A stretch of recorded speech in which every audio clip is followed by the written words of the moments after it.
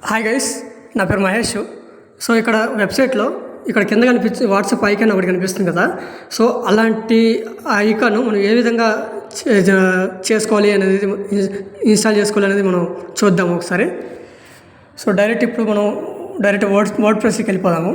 So ఇది word press dash board అనమాట. ఓకేనా. సో డాష్ బోర్డ్లోకి వెళ్ళిన తర్వాత ఇక్కడ వచ్చేసి మనకి ప్లగ్ఇన్స్ అని చెప్పేసి ఒక ఆప్షన్ కనిపిస్తుంది. సో దాని మీద క్లిక్ చేయాలి. క్లిక్ చేసిన తర్వాత ఇక్కడ కింద యాడ్ ప్లగ్ఇన్ అని చెప్పేసి వస్తుంది. సో దాని మీద క్లిక్ చేసుకోవాలి. క్లిక్ చేసుకున్న తర్వాత సో ఈ విధంగా వస్తుంది అనమాట డాష్ బోర్డు. సో దాన్ని కొంచెం కిందకి స్క్రోల్ చేసుకుంటే ఇక్కడ ఒక మనకి ప్లగ్ఇన్స్ సంబంధించి ఒక సెర్చ్ బార్ అనేది వస్తుంది అనమాట. సో ఈ సెర్చ్ బార్కి వచ్చిన తర్వాత ఇక్కడ మనం క్లిక్ టు చార్ట్ అని చెప్పేసి టైప్ చేసుకోవాలి.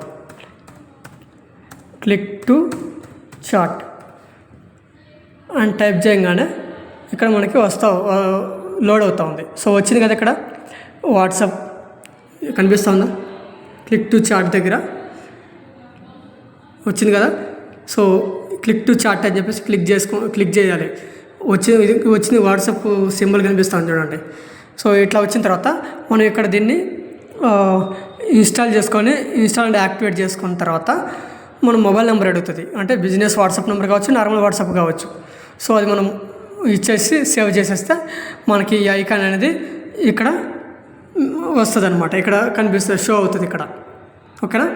Okay, thank you guys.